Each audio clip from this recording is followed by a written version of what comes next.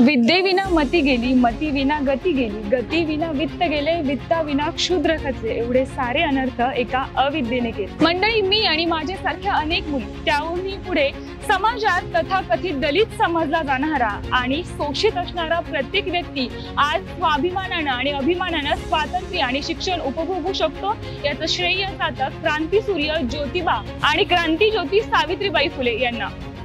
शेतकऱ्याचा सूड गुलामगिरीवर चालवून समाजाच्या उत्थानासाठी सावित्रीबाई फुले आणि ज्योतिराव फुले यांनी सत्यशोधक समाज आणि सत्यशोधक चळवळीची सुरुवात केली।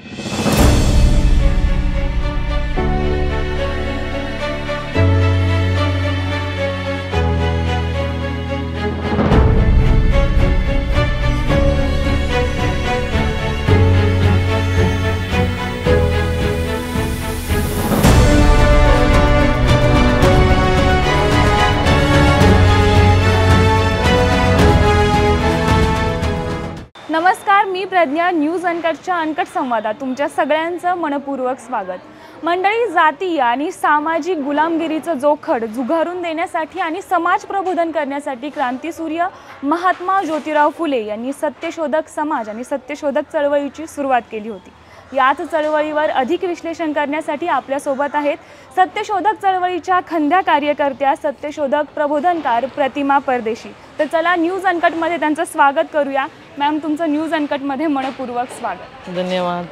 चळवळीबद्दल अधिक विश्लेषण आपण करणारच आहोत, पण त्या अगोदर सध्या जो वाद सुरू आहे, फुले चित्रपट रिलीज होतोय, तर त्यावर ब्राह्मण समाजाने आक्षेप घेतलेला आहे। काही दृश्य त्यांनी त्यातून काढून टाकावी असं त्यांचं मागणी आहे। तर तुम्हाला काय वाटतं याच्यावर? चित्रपटाच्या निमित्तानं खरं तर हाच वाद पुढे आलेला आहे की माणसानं बरं बोलावं का खरं बोलावं। याचं कारण अलीकडचा काळ आपला लोकशाहीचे अधिकार बाजूला ठेवत बरंच बोला असं म्हणतात, खरं बोला असं म्हणत नाही आहेत। आणि ज्यांच्याबद्दल चित्रपट बनतोय ते खुद्द महात्मा ज्योतिबा फुले, ती सत्यशोधक चळवळ ही मुळात सत्य शोधणारी चळवळ आहे। आणि त्यामुळे चित्रपटाबद्दल आत्ता चालणारा वाद हा म्हणजे अहंकाराचा एक भाग आहे असं मला वाटतं। याच्यात जातीय अहंकार निश्चित आहे। इतिहासाच्या पद्धतीनं खरं तर समजून घेतला पाहिजे।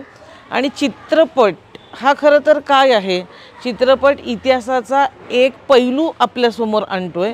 तो संपूर्ण इतिहास एकाच 3 तासाच्या चित्रपटातून खरं तर आपल्यापुढे येऊ शकत नाही।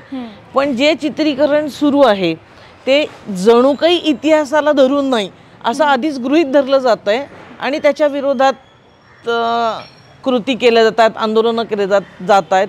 हे अत्यंत चुकीचं आहे। याचं कारण चित्रपट बनवू द्यायला पाहिजे। सेन्सॉर बोर्ड आहे, ते त्याचं काम करेल। ब्राह्मण महासभा सेन्सॉर बोर्ड नाही आहे हे त्यांनी लक्षात घेतलं पाहिजे आणि त्यांच्या खरं तर कृतीचा आपण निषेध केला पाहिजे।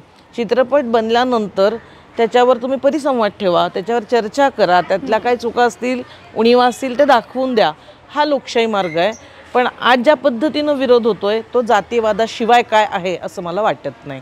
आता सेन्सॉर बोर्डचा उल्लेख निघालाच आहे, तर मध्यंतरी चल हल्ला बोल नामदेव ढसाळांवर एक चित्रपट येत होता आणि नामदेव ढसाळांसारखे विद्रोही कवी, साहित्यिक, खरं तर हे खूप नावाजलेलं नाव आहे आणि त्याबद्दल सेन्सॉर बोर्डनं कोण नामदेव ढसाळ असा सवाल केला होता। तर यावर तुमचं काय म्हणणं आहे? याच्यातही महत्त्वाची गोष्ट अशी आहे की ही जी सेन्सॉर बोर्ड असतील किंवा चित्रपटाची पटकथा नोंदवणारी व्यवस्था ही सर्व शासकीय पातळीवर चालतं, ही सरकारी यंत्रणा आहेत। आणि सरकारमधली माणसं बदलली, ती ज्या विचारांची आली त्या पद्धतीनं तिथे वेगवेगळ्या समित्यांवरची लोकं, सेन्सॉर बोर्डची लोकं ही नियुक्त केली जातील। म्हणजे हे काही पहिल्यांदाच होतंय असं नाही आहे। म्हणजे आपल्याला आठवत असेल की पुण्यामध्येच FTI आहे, फिल्म इन्स्टिट्यूट, आणि त्याच्यावर ज्यांची नियुक्ती झाली होती तेव्हाही हे प्रश्न निर्माण झालेले होते। मुळात चित्रपटांचा अभ्यास नसणारी माणसं ही तिथे आली। चित्रपट वेगवेगळ्या विषयांवर येणार आहेत, व्यक्तिविशेषांवर येणार आहेत, त्याचं जर आकलन सेन्सॉर बोर्डातल्या व्यक्तींना नसेल तर असं थेट कोण नामदेव ढसाळ असं परप्रांतातल्या, म्हणजे हे या प्रांतातले कदाचित त्यांना माहीत नसेल, तर एकदम अशी प्रतिक्रिया देण्याच्या ऐवजी अशी माणसं नेमली जायला पाहिजेत जी संयत विचार करतील. आणि आत्ताच्या सरकारमध्ये असा संयतपणा दाखवण्याऐवजी आमच्या पक्षांचा, आमच्या विचारांचा माणूस तिथे एक चिटकवून द्यायचा, ही जर भूमिका असेल तर नामदेव ढसाळ काय, महात्मा फुले काय, कोणावरही अन्याय या व्यवस्थेच्या अंतर्गत असणाऱ्या समित्यांकडे कडून निश्चितपणे होत राहील असं मला वाटतं. आणि त्यामुळे सरकारनं एक निरपेक्षपणे अभ्यास असणारी माणसं, बरे तुमच्या पक्षाशी जोडलेली का असेना, पण निदान अभ्यास असणारी तर तिथे तुम्ही नेमा. आणि जाता जाता हे की अशी अभ्यासू माणसं बिचाऱ्यांकडे नाही आहेत. ओके. फुले आणि आंबेडकरी विचारांची व्यवस्थेला भीती वाटते का, असं वाटतंय का तुम्हाला? 100% वाटते. आणि विशेषतः आत्ता जो सत्ताधारी वर्ग आहे त्याला तर ते चॅलेंजच आहे. आणि म्हणूनच महामानवांचा विचार म्हणजे दोन्ही जे आहेत ते गुरु शिष्य आहेत खरं तर. म्हणजे बाबासाहेब आंबेडकरांनी फुल्यांना गुरु मानलाय. ज्या भूमीत आपण बसलो तिथून एक 19व्या शतकातला व्यवस्था परिवर्तनाचा विचार दिला गेला आणि तोच प्रगत अवस्थेत अधिक 20व्या शतकात बाबासाहेब आंबेडकर पुढे घेऊन जात आहेत. आणि दोघांच्या विचारसूत्रांमध्ये आपल्याला साम्य दिसतो. म्हणजे फुले आंबेडकर हे फक्त जोडणावं असं नाही, ती एक तत्वप्रणाली आहे, ती जीवन प्रणाली आहे. ती स्वीकारली की तुम्हाला जग वेगळं दिसायला लागतं, समाज तुम्ही त्याचं वेगळं आकलन करायला शिकता. आणि फुले आंबेडकरवाद आपल्याला हे शिकवतो की सर्व प्रकारच्या विषमता नष्ट झाल्या पाहिजे. इतकंच नाही तर जी शोषण व्यवस्था आहे ती पण आपल्याला संपवायची. विषमता आणि शोषण वेगळं आहे. शोषण अधिक मूलभूत, त्यासाठी तुम्हाला क्रांती करावी लागते. आणि दोन्ही माणसं, जाती व्यवस्था तुमचं शोषणाची व्यवस्था आहे आणि म्हणून ती व्यवस्था संपली तर केवळ व्यक्तिगत आपला नाही तर या देशाचं कल्याण होणार आहे हा विचार देतात. आणि ज्यांना देशाचं खरं तर अकल्याण करायचं आहे ती माणसं, त्यांना फुले आणि आंबेडकर हे आव्हानच आहेत. याचं कारण ते सर्व प्रकारच्या समतेचा पुरस्कार करतायत. आणि आत्ताचा विचार आमचं हे चित्रीकरण करू नका, शेंडी जानवं दाखवू नका या पद्धतीनं चाललं आहे. तर त्यामुळे निश्चितच एखाद्या संघटनेला आणि माझं म्हणणं आहे सत्ताधारी वर्गालासुद्धा फुले आणि बाबासाहेब हे आव्हानच वाटतात आणि ते न पेलणारं आव्हान आहे त्यांना. मग ते काय करतात, मग गौरवीकरण म्हणजे मोठ्या मूर्त्या उभ्या करायच्या किंवा मंदिरं बांधायची. संविधान मंदिर असता कामा नाही संविधानाचं, पण ते करतील. याचं कारण आम्ही संविधानवादी आहोत, आम्ही फुल्यांना मानतो, आम्ही बाबासाहेबांना मानतो. फक्त मानणं असं दाखवण्यासाठी ते गोष्टी करतील, पण ते दोघं त्यांच्यासाठी आव्हान आहे निश्चित. चित्रपटाबद्दल आपण बोलतच होतो. असा एक आवाज आहे की त्या काळी विषमता होती, मात्र आता पुन्हा एकदा तेच चित्रीकरण करून किंवा ती गोष्ट समाजासमोर मांडून आता सध्याच्या समाजामध्ये तेढ निर्माण होते की काय. म्हणजे त्यांना असं वाटतंय की मागचं होतं ओके ठीक आहे, त्यावेळी समाजामध्ये शोषण होत होतं, जाती व्यवस्था अधिक रूढ होती, मात्र आता ती परिस्थिती नाही. आणि तुम्ही जर चित्रपटांमधून त्याच गोष्टी दाखवत असाल तर आता पुन्हा एकदा समाजामध्ये तेढ निर्माण होऊ शकते. तर यावर तुम्हाला काय वाटतं? हे सगळं विनोदी वाक्य आहे. समाजात तेढ आहे की नाही हा प्रश्न त्यांनी स्वतःलाच विचारावा.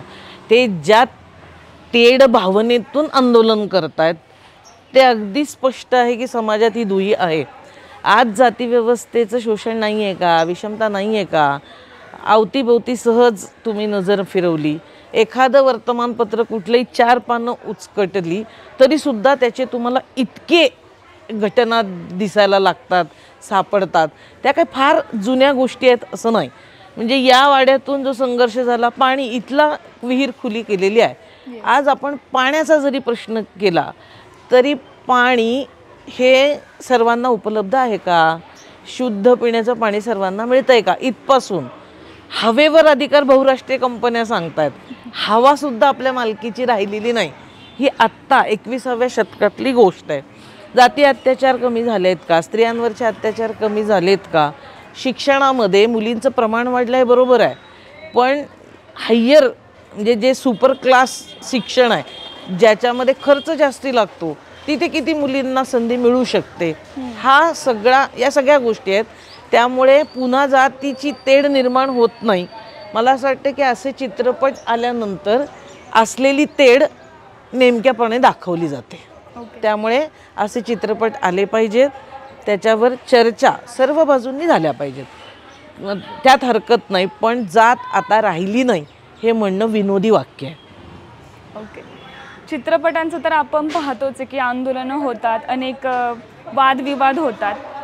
जर आपण महात्मा फुले पाहिले तर त्यांचं जे लेखन आहे, गुलामगिरी असेल, शेतकऱ्याचा आसूड असेल, ब्राह्मणांचं कसब असेल, असे अनेक पुस्तकं. तर महात्मा फुलेंचे जे विचार आहेत ते प्रखर आणि एकदम टू द पॉईंट आहेत. ते डायरेक्ट प्रश्नाला हात घालतात आणि बिनधडक बोलणं आहे त्यांचं. तर आजच्या ह्या पिढीला महात्मा फुले झेपतील का? निश्चित झेपतील, उलट जास्ती झेपतील असा मला विश्वास आहे. झेपायला हवं. याचं कारण असं की एक तक्रार बरेचदा असते की म्हणजे आजची पिढी मागची पिढी, मला वाटतं फार भेद करण्याचं कारण नाही. कारण मागच्या पिढीच्या खांद्यावर ही पिढी पद्धतशीर उभी आहे. दोन्हींमध्ये काही तफावत निश्चितपणे असणार आहे. आमच्या पिढीला जी साधनं आहेत त्याच्यापेक्षा आज निराळ्या पद्धतीची साधनं या तरुणाईच्या पुढे आहे. पण त्या साधनांमध्ये सुद्धा त्यांना, त्या साधनांच्या आधारे त्यांना फुले आणि बाबासाहेब निश्चितपणे समजून घेता येतात. सावित्रीबाईंचा संघर्ष त्यांना समजून घेता येऊ शकतो. मुळात ती प्रेरणा असली पाहिजे. प्रेरणा असली की तुम्ही माध्यमं वापरता. आणि आजकालची पिढी फार पुरती वाह्यात वाया गेली असं मला अजिबातच वाटत नाही. फक्त त्या पिढीला मोटिवेट करण्याचा प्रयत्न मागच्या पिढीने निश्चित करत राहावा लागतो, समकालीनांनी करावा लागत असतो. आणि हे केवळ कुटुंबाच्या पातळीवर, समाजाच्या पातळीवर नाही, तर हे सरकारच्या पातळीवर सुद्धा झालं पाहिजे. म्हणजे मला म्हणायचं असं आहे मुख्य की या पिढीला ही माणसं समजायची असतील तर ती तुम्ही अभ्यासक्रमात आणली पाहिजेत ना. तुम्ही अभ्यासक्रमातून वजा केली तर अशी खूप कमी मुलं असतात जे अभ्यासक्रमाच्या व्यतिरिक्त जाऊन वाचन करतील. त्यामुळे फुले बाबासाहेब हे लोकांकडे पोचू शकतात का? 100% पोचू शकतात. तुम्ही KG to PG कुठलंही ज्ञानक्षेत्र असो तिथे यांच्या विचारांचा समावेश तुम्हाला करता येतो. आणि आपल्या सुदैवाने या दोघांनी असं कुठलंही क्षेत्र शिल्लक नाही ठेवलं की तिथे त्यांनी विचार केलेला नाही. म्हणजे तुम्ही आरोग्याच्या विज्ञानाबद्दल बोलणार असेल तर 19व्या शतकात हे बोलतात, तिथून बाबासाहेबांपर्यंत हा प्रवास आपल्याला दिसतो. पाण्याच्या धोरणाबद्दल, धरणं कशी असली पाहिजे याच्याबद्दल त्यांचं काही एक म्हणणं आहे. पुणे महापालिका म्हणजे तेव्हा जी होती त्याच्यामध्ये यांचा सहभाग होता फुल्यांचा. म्हणजे नगररचना कशी असली पाहिजे, शुद्ध पाणी कसं मिळालं पाहिजे, प्यायचं पाणी कसं मिळालं पाहिजे याच्याबद्दल ते बोललेत, भांडलेत. त्यामुळे असं नाही आहे की तुम्ही फक्त इतिहासाच्या अभ्यासातच यांना शिकवू शकाल. तर आपल्याकडे ही सुवर्ण संधी आहे की आपण त्यांना खरं तर सर्व विषयांमध्ये त्यांच्या विचारांचं समावेशन करू शकतो. आणि शालेय अभ्यासक्रमामध्ये जर त्यांच्या विचार आले, पुस्तक नाही, आणि विचारही पुन्हा जुन्या पद्धतीचे नको. कारण जुनी ज्यांनी पुस्तकं लिहिली ती बायस होतीच अभ्यासक्रमाची. म्हणजे फक्त फुल्यांचं म्हटलं की हौद खुला केला, शाळा काढली, आणि बाबासाहेबांचं म्हटलं की 14 तळ्याचा सत्याग्रह, मंदिर प्रवेश, इतकंच नाही. हे तर शिकवलंच पाहिजे, पण त्यांचा एक इथल्या समाजाला बदलण्याचा जो विचार आहे तो पण अभ्यासक्रमामध्ये आला पाहिजे. स्त्रीमुक्तीबद्दल फुल्यांनी काय केलं काय नाही हे अभ्यासक्रमात आलं पाहिजे आणि ते MA पर्यंत असलं पाहिजे. तर मला वाटतं की निश्चितच सर्वांचं बोलवणार आहे, फक्त नवीन पिढीचं नाही. आता आपण चळवळीकडे येऊयात. तर सत्यशोधक चळवळीची सुरुवात नेमकी कशी झाली, त्याची पार्श्वभूमी काय होती आणि काय एक मोटो ठेवून त्या चळवळीची सुरुवात झाली होती? याच पुणे परिसरामध्ये सगळं, म्हणजे आपण जिकडे आहोत तिथे हा सगळा घडलेला इतिहास आहे. इथपासून तेव्हा पुणे एका बाजूला संभायचं बांबुर्डे, म्हणजे आता महापालिकेच्या पलीकडचं सगळी जी वसाहत आहे, कृष्णराव भालेकरांसारखे तेव्हा तरुण सत्यशोधक हे त्या भागांमध्ये आपल्याला काम करताना दिसत आहेत.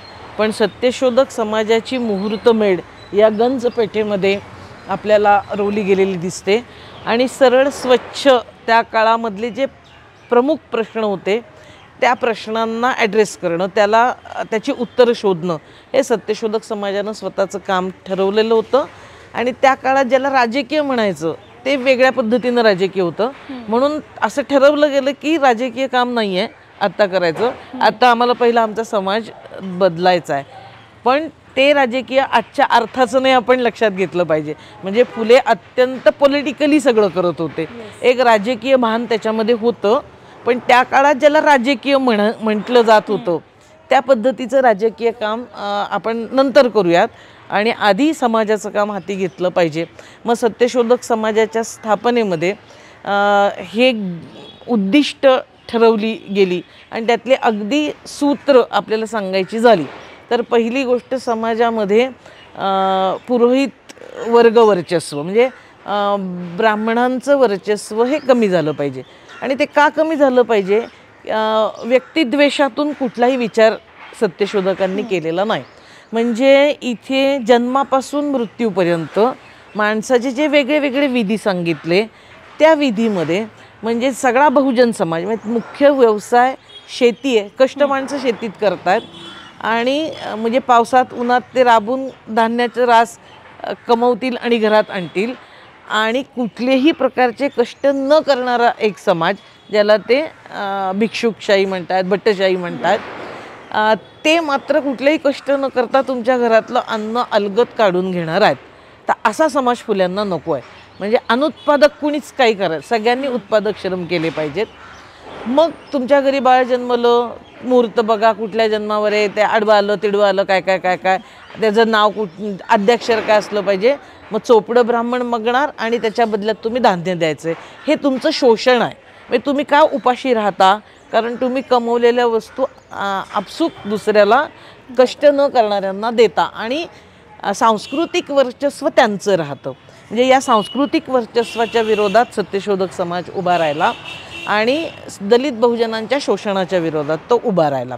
दुसरीकडे स्त्री आणि पुरुषांची विषमता का सतत प्रश्न विचारला आहे फुल्यांनी आणि त्यांच्या तुम्ही ज्या ग्रंथांचा उल्लेख केला आणि नंतरचा शेवटचा ग्रंथ सार्वजनिक सत्यधर्म सगळे ग्रंथ पाहिले तर त्याच्यामध्ये तुम्हाला उल्लेख स्त्री पुरुष असाच दिसेल किंवा मग अखिल मानव म्हणजे तिथे स्त्री आधी आहे प्राधान्याने आहे. कुठल्याही कार्यक्रमांमध्ये पहिला म्हणजे शिक्षण ह्याचा कार्यक्रम आपल्याला ज्ञानबंदी मोडण्यासाठी सुरुवात मुलींच्या शाळेपासून तर हा प्राधान्यक्रम त्यांचा ठरलेला होता आणि ही स्त्रीमुक्तीची सुरुवात होती आपल्याकडची आधुनिक काळातली. मग विधवांसाठीचा बालहत्या प्रतिबंध गृह आपल्या घरात सुरू करणं असेल तर ही स्त्रियांच्या प्रश्नाकडे बघायची एक वेगळी दृष्टी फुल्यांनी दिली आहे आणि सत्यशोधक समाजाने ती कामं केली. म्हणजे सत्यशोधक समाजाचे 2 रिपोर्ट प्रसिद्ध आहेत त्याच्यामध्ये तर तो जर आपण वाचला तर त्यात स्पष्ट दिसतंय सगळे सभासद जमलेत सगळे सारखे आहेत कुणी खालीवर नाही. अध्यक्ष ग्रेट आहे तो वरच्या स्थानावर असं नाही सगळे एकत्र बसलेत आणि इथल्या ज्या परंपरा आहेत आपल्या त्या परंपरा सत्यशोधक समाजाने स्वीकारलेल्या आहेत. कोणत्या? जिथे ब्राह्मण मध्यस्थ नाही जिथे कुणी कुणाचं शोषण करत नाही व खालीवर नाही. भिक्षुकशाही आली की तुम्ही मम म्हणायचं आणि पाया पडायच्या आहेत हे नाही. तर सत्यशोधक समाजाचं सभासद होण्याचा जर आपण काय विधी म्हणू थोडक्यात कसं व्हायचं सभासद तर तळी उचलायची कारण की तळी एकटा माणूस उचलत नाही. म्हणजे जे आपण येळकोट जय मल्हार सगळ्यांनी ती तळी उचलून म्हणजे बेल भंडारा उचलायचा आणि शपथ घ्यायची आम्ही सत्यशोधक आहोत. या परंपरा त्यांनी स्वीकारल्या आहेत ज्या दुय्यमत्व देणार नाहीत. तर म्हणजे सभासद कोणालाही होता येईल जातीभेद केलेला नाही. हे म्हणजे आज जे उलटं चाललं आहे चित्रपटाच्या निमित्तानं ते फुल्यांनी कुठेही नाही म्हटलेलं की आमच्या संघटनेत ब्राह्मण असणार नाही. होते 4-2 सहकारी त्यांचे ब्राह्मणसुद्धा त्यांच्यासोबत होते पण ते अटी शर्तींवर आलेले नव्हते. ते मनापासून म्हणजे भिड्यांचं उदाहरण आहे. शाळा मुलींची चालवायला आपला वाड्यातली एक खोली त्यांनी दिलेली आहे. तर असे त्यांचे सहोदर मित्र होतेच पण त्यांनी कधी सत्यशोधक समाजावर क्लेम केला अशी काही गोष्ट नाही. फुले आणि या भागातले सर्व म्हणजे तेलुगू समाजातली माणसं आहेत माळी समाजातली माणसं आहेत मराठा समाजातली माणसं आहेत मातंग समाजातली माणसं आहेत ही फुलांसोबत आपल्याला दिसतात. मारेकरी आलेले रामोशी आहेत ना ते सोबत आहेत. नंतर त्यांचीच सून कुंभारांची ही सावित्रीबाई रोडे ती सत्यशोधक समाजाची नंतर अध्यक्ष झालीच पुण्यामध्ये. तर ही एक दीर्घ परंपरा त्याच्यातून का आली? सर्व जातीतले स्त्री आणि पुरुष याच्यात सहभागी झाले. नुसते सहभागी नाही झाले म्हणजे सभासद नाही फक्त तर ते लिडरशिपमध्ये नेतृत्व करतात. एकटे फुले नाहीत एकट्या सावित्रीबाई नाहीत. समाजाचे अध्यक्ष पाहिले पहिले अध्यक्ष हे विश्रामरामजी घोले आहेत, डॉक्टर, म्हणजे जे गवळी समाजाचे आहेत. सावित्रीबाई रोडे या रामोशी समाजाच्या आहेत, किंवा तानुबाई बिर्जे नंतरच्या टप्प्यामध्ये ज्या पहिल्या महिला संपादक आहेत, किंवा फुल्यांचे सहकारी मुंबईतले जे आपण पाहिले लोखंडे, नारायण मेघाजी लोखंडे आहेत, ते माळी समाजातले आहेत. तर असे सर्व बहुजन जातीतली माणसं सत्यशोधक चळवळीमध्ये म्हणूनच एकत्रित आल्याला आपल्याला दिसतात, आणि सोबत काही ब्राह्मणसुद्धा निश्चित होते. आता थोडंसं आपण स्पेसिफिक बोलूया. सत्यशोधक चळवळीनं जाती व्यवस्थेविरोधात नेमकी कोणती पावलं उचलली होती? हे पहा, जाती व्यवस्थेकडे बघायचा दृष्टिकोन आपण आधी आयडेंटिफाय केला पाहिजे. अलीकडे होतंय काय की अस्पृश्यता घालवणं म्हणजे जाती व्यवस्था, तर नाही. अस्पृश्यता हा खूप नंतर आलेला गुण आहे जाती व्यवस्थेचा. पण जात अस्तित्वात येते म्हणजे नेमकं काय होतं, त्या सगळ्याच्या विरोधात सत्यशोधक चळवळ आपल्याला उभी राहताना दिसते. म्हणजे जाती व्यवस्था ही श्रेणीबद्ध विषमता असते, बरं, ग्रेडेड, म्हणजे बाबासाहेबांनी तो शब्द वापरला आहे, ती ग्रेडेड अनइक्वॅलिटी आहे.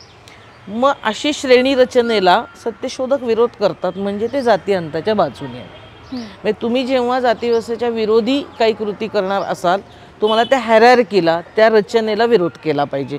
म्हणजे कुणीतरी जन्मताच श्रेष्ठ, कुणी जन्मताच कनिष्ठ, हे आम्ही मानणार नाही. हे जिथे जिथे घडत असेल त्याच्या विथे आम्ही आंदोलन करू.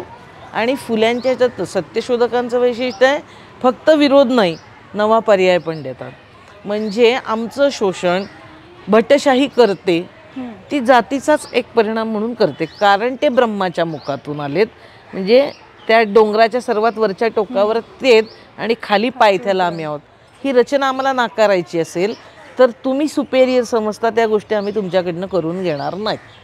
मग लग्न नाही करणार, मग सत्यशोधक विवाहाचा पर्याय, म्हणजे यात भिक्षुक कोणी नाही. म्हणजे सत्यशोधक लग्न म्हणजे काय, देवा ब्राह्मणाशिवाय केलेलं लग्न, की कुणीही लावेल, कुठलीही स्त्री आणि पुरुष. म्हणजे वैदिक धर्मामध्ये स्त्रियांना अधिकार नाही आहे. त्यांनी पूजा करताना पुरुषाच्या हाताला हात लावायचा, मुख्य हात पुरुषाचा आहे, म्हणजे पूजा तो करणार आहे. एकटा पुरुष पूजा करू शकतो, म्हणजे बायको नसेल तरी, म्हणजे तो सुपारी बांधतो, म्हणजे सुपारी रूपी बायको. पण सत्यशोधक चळवळीमध्ये मात्र असं नाही आहे. स्त्रिया या पूर्ण मानव समजलेल्या आहेत, म्हणजे त्यांना अधिकार आहे, त्या विवाह लावू शकतात, त्या समाजाचं नेतृत्व करू शकतात, त्या सत्यशोधक समाजाचा ध्वज घेऊन पदयात्रा करू शकतात. सर्व अधिकार स्त्रियांना आहे. हे अँटिकास्ट चळवळीला गतिमान करण्याचीच कृती आहे. हौद खुला करणं ही अँटिकास्ट गोष्टच आहे ना. म्हणजे पाण्यावर अधिकार, पाण्याला स्पर्श करण्याचा पण अधिकार एका घटकाला नाही, जे सर्वात तळाला आहे, त्या जातींना पाणी नाही. याला विरोध म्हणजे जाती व्यवस्थेलाच केलेला विरोध आहे. शाळा मुलींची न स्त्री शूद्राय मतिम दद्यात, स्त्री आणि शूद्रांना ज्ञान देऊ नका असं मनुस्मृती सांगते. हे शाळा काढतात, आणि कुणासाठी, पहिली मुलींसाठी. म्हणजे ज्या समाजाच्या अर्ध्या हिश्श्याला ज्ञानापासून बाहेर ठेवलं गेलं, त्याला ज्ञानाच्या प्रवाहात आणणं ही अँटिकास्ट गोष्ट आहे. म्हणजे जाती व्यवस्था ही स्त्रियांच्या दास्यावरच उभी राहते. हे जर तुम्ही एकदा मानलं तर तुम्हाला स्त्रियांच्यासाठी ते लोक ही कृती करतातच, ती आपल्याला होताना दिसते. आणि फुल्यांनी ती केली. म्हणजे शाळा काढणं असू देत, हौद खुला करणं असू देत, विधवा, म्हणजे ही तर केवढी गोष्ट आहे. जाती व्यवस्था जी असते ती बायकांना कसं बघते, म्हणजे बाई कशी असली पाहिजे ती वर्णनं केलेली आहेत. बाई सधवा असली पाहिजे, ती विधवा असते, बाजार बसवी, कुमारिका, ही वर्णनं तिची केलेली आहेत.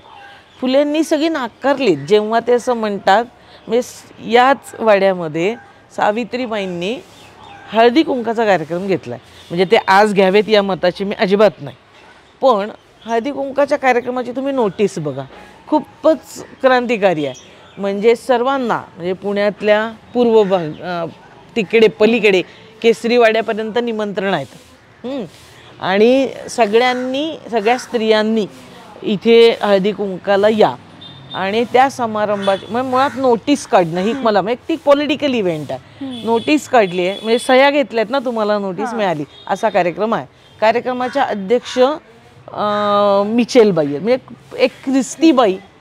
आणि नोटीसमध्ये एक वाक्य असं आहे की सर्व स्त्रियांना एका जाजमावर बसावे लागेल. जाजम म्हणजे सतरंजी, म्हणजे माळीबाई आहे तिने कडेला बसायचं, ब्राह्मणबाईंनी पुढे नाही. हा भगिनीभाव शिकवला आहे. मला वाटतं हा जो भगिनीभाव की या एकत्र बसा ही त्या काळातली महत्त्वाची गोष्ट होती. आणि ही तुम्ही जातीयंताचा कृती कार्यक्रम म्हणूनच पुढे येते की आपण भेदभाव मानायचा नाही, आपण सर्व स्त्रिया एक असलं व्हायला पाहिजे. याची सुरुवात सावित्रीबाई त्या निमित्तानं करतात. विधवा आहे तर तिला बाळ जन्माला घालायचा अधिकार नाही. फुले म्हणतात असं कसं, तिला आई होण्याचा अधिकार आहे आणि तिला हवं असेल तर तिने म्हणजे आम्ही प्रोटेक्शन द्यायला तयार आहोत. हे प्रोटेक्शन म्हणजे अँटीकास्ट गोष्ट आहे की तुम्ही इथे या, बाळंत व्हा, हवं असेल तर बाळ, म्हणजे अवघड नाही विधवा स्त्रीला जन्मलेलं बाळ घेऊन जाणं. मग आम्ही त्याचा सांभाळ करायला तयार आहोत. या दोन्ही गोष्टी, तिला आई होण्याचा अधिकार आणि शक्य नसल्यास ते बाळ आम्ही बाळं कोणती सांभाळली जातात, आपण जन्माला घातलेली, हे त्याच्या पलीकडे जाणं. म्हणजे मीच लिहिलं आहे त्याच्याबद्दल असं की एरवी असं असतं एक मदरहूडची संकल्पना सांगितली जाते आणि अलीकडे तर त्याचंही सेलिब्रेशन गौरवीकरण सुरू आहे. पण ते सगळं बायोलॉजिकल, म्हणजे मी जन्माला घातलेले बाळ मी सांभाळलं मोठं केलं म्हणून आई म्हणून माझा गौरवीकरण, या गोष्टी आहेत. फुले त्याच्या पलीकडे आहेत. ते केवळ जैविक मातृत्व नाही, ते जैविक मातृत्वाबद्दल कुणाच्या बोलतात, विधवा स्त्रियांच्या. तिला पण बाळ जन्माला घालायचा अधिकार आहे. आणि स्वतः म्हणजे आपल्या समाजात ज्यांना अनौरस कोट अनकोट मानलं गेलं त्यांचे आईबाप होत आहेत दोघं पण. तर मला वाटतं ही तर भारतातल्या पुरुष सत्तेला आव्हान देणारी सर्वोच्च गोष्ट 19व्या शतकात फुल्यांनी केलेली आहे. आणि हा पण अँटीकास्ट उपक्रमच असतो. म्हणजे शाळा ते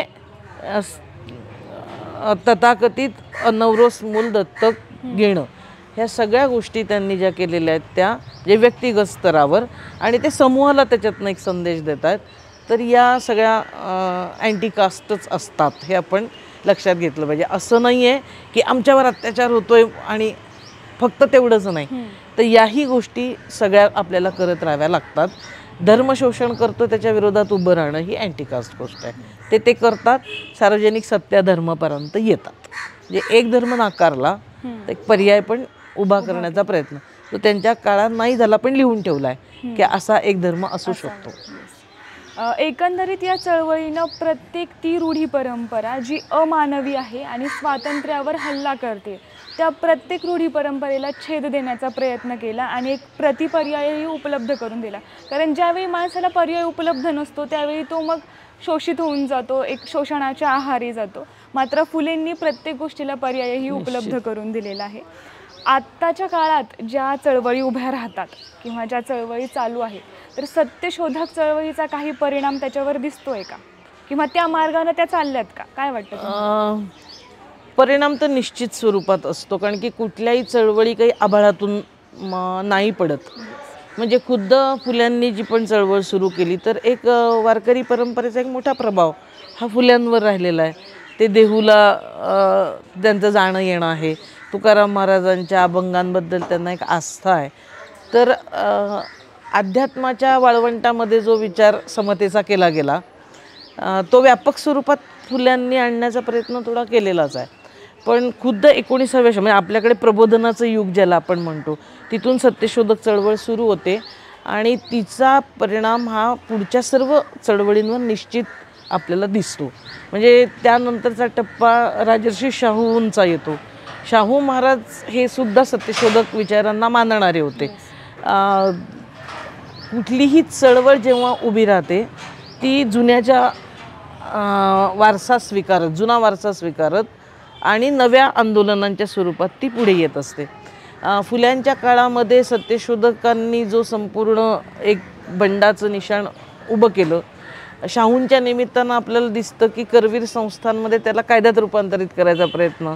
म्हणजे शाहूंचा आपल्याकडचा देशातला पहिला स्त्रियांच्या कौटुंबिक हिंसाचाराच्या विरोधातला कायदा शाहू करतात. तर असं नसतं ना की एक माणूस इतका विद्वान आहे की सगळंच त्याला कळालं. तर हा वारसा आहे, सत्यशोधक वारसा असल्यामुळे स्त्री प्रश्नाकडे शाहू त्या पद्धतीनं पाहतात आणि कायदा रूपांतरित करतात. फुल्यांचा शिक्षणाचा तुम्ही संघर्ष पाहिला. शाहूंनी हे केलं आहे की शेतकऱ्याची पोरं शाळेत आली पाहिजे, न आले तर 1 रुपया दंड. म्हणजे शेतकऱ्याला थोडीशी काय एक भीती पण दाखवली. म्हणजे शिक्षणाचं महत्त्व त्याला कळलं पाहिजे. हा सत्यशोधक प्रभाव आपल्याला दिसतो. नंतर बाबासाहेबांच्या ह्याच्यावरही आपल्याला तो दिसतोच. पण अर्थात काळाचे फरक असतात. बाबासाहेब का फुल्यांना गुरु मानतात? कारण ती एक व्हिजन मिळाली, जिथून सुरुवात झाली, ही कृतज्ञता आहे. आणि त्याच्या आधीच्या इतिहासात ते बुद्धाला मानतात. बरोबर. म्हणजे जिथे समतेचा पहिला आपल्याकडची पहिली सामाजिक क्रांती बुद्ध कालखंडात झाली. म्हणून बुद्धाला, महात्मा फुल्यांना आणि कबीरांना तर महामानव हे यासाठीच महामानव असतात की त्यांनी ज्या पद्धतीचं हे गुरु मानण्यामध्ये पण एक त्यांचा जो विजन आपल्याला दिसते. तर बाबासाहेबांवरही आपल्याला म्हणजे या चळवळीमुळे जे वातावरण झालं त्याचा उपयोग होऊन बाबासाहेबांची जातीयंताची चळवळ अधिक तीव्रपणे, अधिक धारदार, बाबासाहेबांना नंतर अधिक वाचायला संधी मिळालेली आहे, तर ते अधिक पुढे मग ते घेऊन गेलेत. म्हणजे ही चळवळ विकसित करण्याचं काम हे बाबासाहेबांनी 100% केलं आहे. त्यामुळे मला असं वाटतं की कुठलीही चळवळ छोटी मोठी उभी राहते, तिला हा मागचा वारसा असतो आणि नसेल तर त्याला आम्ही NGO म्हणतो, ती चळवळ नाही. ओके. आत्ताचं जी परिस्थिती पाहिली तर कुठेतरी असं वाटतं की आंबेडकर झाले, महात्मा फुले झाले किंवा राजे छत्रपती झाले, शिवाजी महाराज झाले, तर हे एका विशिष्ट समाजापुरते समाजानं वाटून घेतलेत की काय असं पण चित्र दिसतं. आणि एका स्पेसिफिक डेट पुरतं ते सेलिब्रेट केलं जातं. तर मग यावर तुम्हाला काय वाटतं की म्हणजे ज्या लोकांनी खरं तर समाजाने एकत्र येऊन काहीतरी प्रगती केली पाहिजे, समाजाने एकत्र नांदलं पाहिजे, हा विचार पुढे आणला, हा विचार या चळवळीच्या माध्यमातून चालवला, मात्र आज तेच महात्मे समाजामध्ये वाटले जात आहेत, वेगवेगळ्या समाजामध्ये विभागले जात आहेत. तर या सध्या परिस्थितीवर तुमचं काय मत आहे? याच्यामध्ये त्या महामानवांची कुठलीही चूक आहे असं मला अजिबातच वाटत नाही. चूक आपल्यामध्ये आहे. महामानवांचं असं जातीमध्ये विभागलं जाणं हे जाती व्यवस्थेचं व्यवच्छेदक लक्षण आहे. बाबासाहेबांनी जे लिहिलं त्यातली काही सिद्धांतांना फार महत्त्वाचे आहेत. बाबासाहेब असं सांगत होते की जी संघटना जातीच्या एकाच जातीच्या माणसांची असेल, जातीच्या आधारावर उभी राहील, ती फुटल्याशिवाय राहत नाही, ती टिकाऊ स्वरूपाचं काम करत नाही. याचं कारण जात हीच फूट शिकवते. याला खाली त्याला वर त्याला हे द्वेष शिकवते जाती व्यवस्था, मत्सर शिकवते, मी वरचा हा खालचा हे शिकवते. त्यामुळे एक जातीचं संघटन कधी यशस्वी होऊ शकत नाही. मग आपण ह्याच्याकडनं शिकलं पाहिजे असं मला वाटतं. एक जातीय म्हणजे आताची मानसिकता हे आपण कमी पडलो ह्यांचा विचार समाजामध्ये पुढे घेऊन जायला आपण हे करायला पाहिजे की सर्व प्रकारचा विचार आपल्या महामानवांनी केला.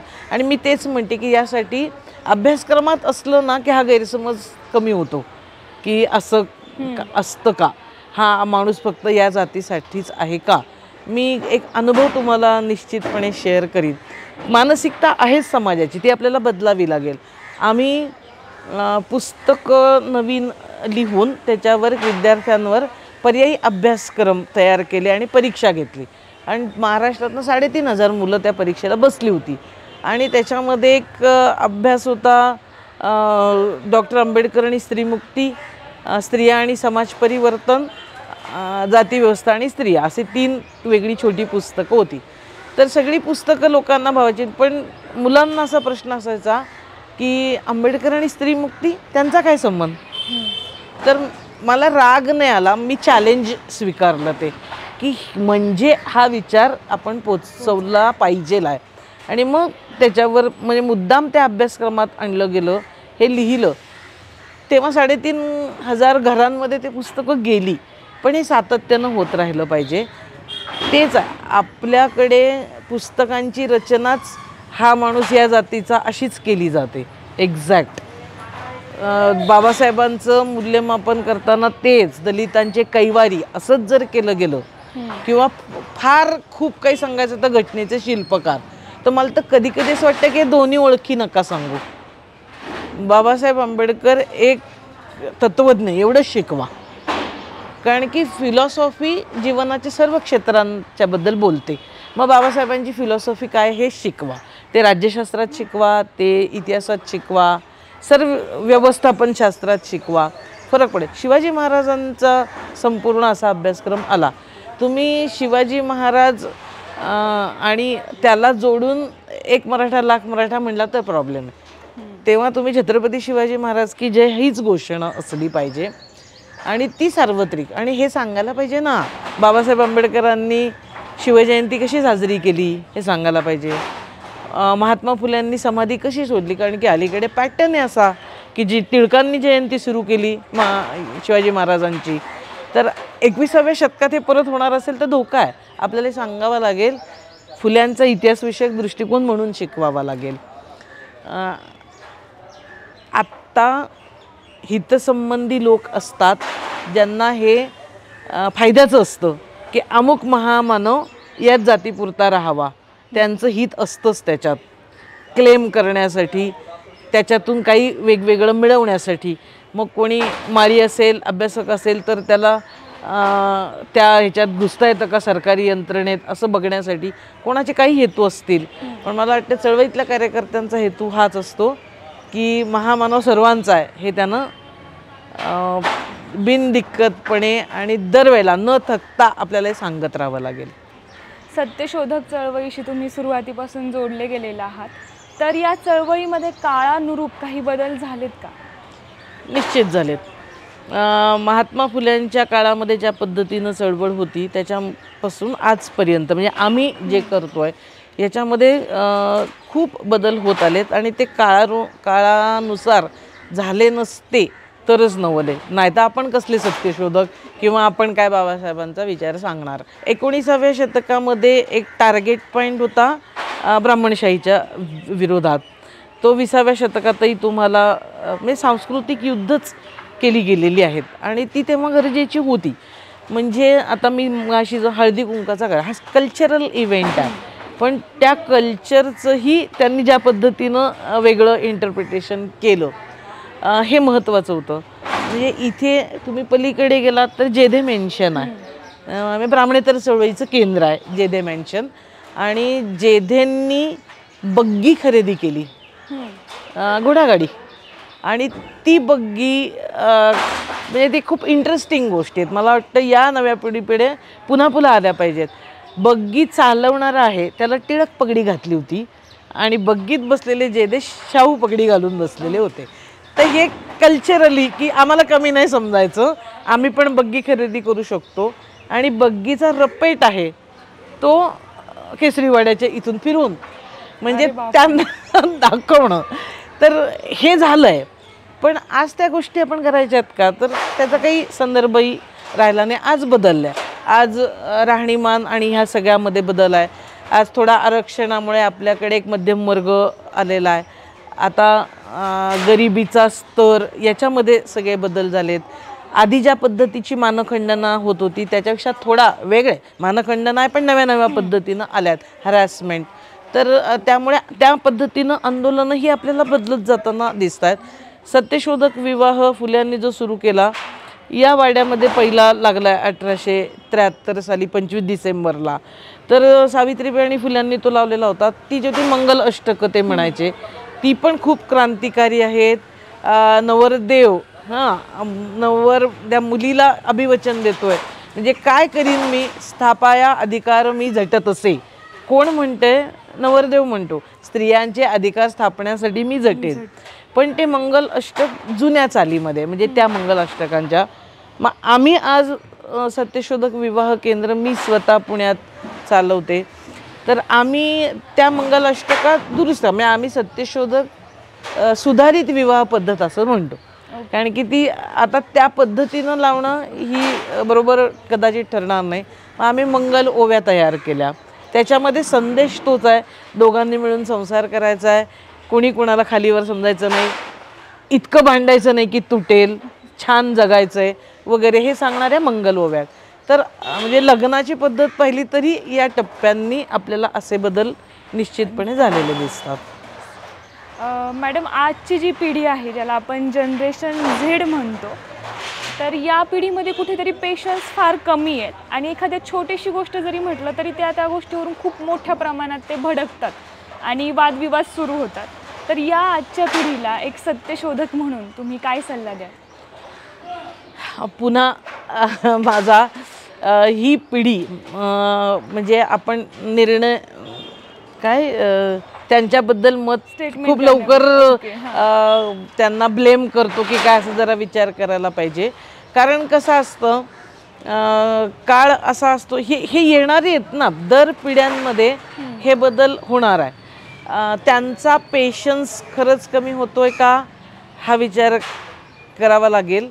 आणि त्याचं कारण जर कोणी समाज माध्यम सांगत असेल की त्यांच्या हातात आता इतक्या पटकन हे मिळालं वगैरे, तर माझं म्हणणं हे पण आव्हान सत्यशोधक म्हणून आपण स्वीकारलं पाहिजे की येणाऱ्या पिढीला त्यांच्या आकलन क्षमतेनुसार हा विचार आपण कसा सांगूत. आणि सत्यशोधकांनी मागे तशी आव्हानं स्वीकारलेली आहेत आणि याही पिढीला ते वेगळे ना आपण वेगळे असं न करता त्यांना समजून घेऊन एकूण सत्यशोधकी जीवन दृष्टिकोन हा त्यांच्या पुढे कसा आपल्याला आणता येईल हा प्रयत्न आपण केला पाहिजे. त्याच्यासाठी वेगवेगळी कार्यक्रमांची आखणी आपल्याला करावी लागेल. पहिली गोष्ट मला असं वाटतं, सत्यशोधक संवाद त्यांच्याशी सुरू करावा लागेल. सत्यशोधक चळवळ त्या काळी कशी होती आणि आजच्या काळी ती कशी लागू होती आहे आणि इव्हन अनेक काळ, जितक्या काळ आपण मानवी जीवन अस्तित्वात असेल म्हणूयात, तोपर्यंत ही चळवळ कशी चिरतरून राहील आणि काळानुरूप लागू राहील याची माहिती तुम्ही आम्हाला दिलीत. तुम्ही वेळात वेळ काढून आम्हाला वेळ दिला आणि इतक्या महत्त्वाच्या गोष्टीचं विश्लेषण आमच्यासमोर मांडलं, त्याबद्दल मनपूर्वक धन्यवाद. थँक्यू. सत्य की जय हो.